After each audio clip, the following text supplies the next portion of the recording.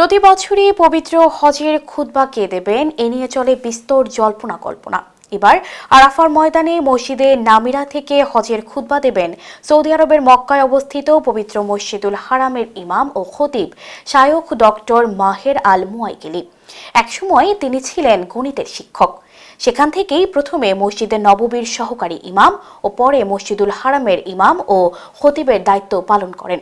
বিস্তারিত নওরিন নাওয়ারের প্রতিবেদনে।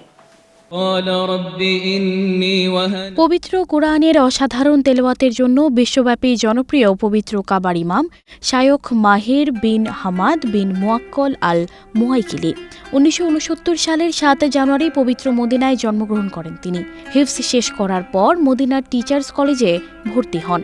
সেখান থেকে গণিতের শিক্ষক হিসেবে ব্যাচেলর ডিগ্রি অর্জন করেন। 2004 সালে পবিত্র মক্কার উম্মুল কুরা বিশ্ববিদ্যালয়ের শরিয়া অনুষদ থেকে মাহের বিন হামাদ মাস্টার্স ডিগ্রি লাভ করেন।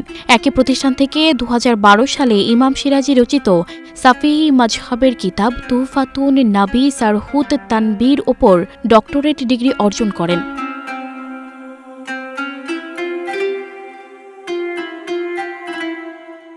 মাহির বিন হামাদের কর্মজীবন শুরু হয় উম্মুল কুরার জুডিশিয়াল স্টাডিজ বিভাগের সহকারী অধ্যাপক হিসেবে। 2005 থেকে 2006 সালে পবিত্র রমজানে মসজিদে নববীর সহকারী ইমামের দায়িত্ব পান তিনি। পরে 2007 সালে রমজানে মসজিদুল হারামের তারাবি ও তাহাজ্জুদের ইমাম মনোনীত হন। এরপর একই বছর আনুষ্ঠানিকভাবে মসজিদুল হারামের স্থায়ী ইমামের দায়িত্ব গ্রহণ করেন তিনি। মূলত পবিত্র কোরআনের অসাধারণ তেলাওয়াতের জন্য বিশ্বব্যাপী জনপ্রিয় শায়খ মাহের বিন হামাদ বিন মুয়াক্কল আল মুয়াইকিলি।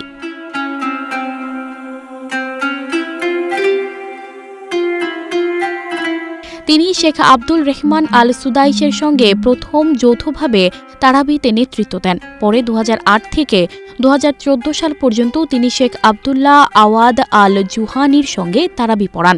2015 সালে রমজানে তিনি এবং শেখ সুদাইশ নামাজে নেতৃত্ব দেন। পরের বছর তিনি শেখ খালিদ আল খামাদি এবং শেখ আবদুল্লাহ আওয়াদ আল জুহানির সঙ্গে তারাবিতে নেতৃত্ব দেন। পরে বাদশাহ সালমান কর্তৃক জারি করা এক রাজকীয় ঘোষণায় শেখ মাহেরকে 2016 সালের রমজানে মসজিদ আল হারামের খতিব হিসেবে নিযুক্ত করা হয়। ওই বছরে 15 জুলাই মসজিদ আল হারামের তিনি প্রথম খুতবা প্রদান করেন। 2023 সালে শেখ মাহের মসজিদ আল নামিরাতে ডেপুটি হজ খতিব নিযুক্ত হন। আর এই বছর মসজিদ আল নামিরাতে আরাফাতের খুতবা দেওয়ার জন্য তাকে নিযুক্ত করা হয়েছে। সানজিদা রহমান, প্রবাস খবর।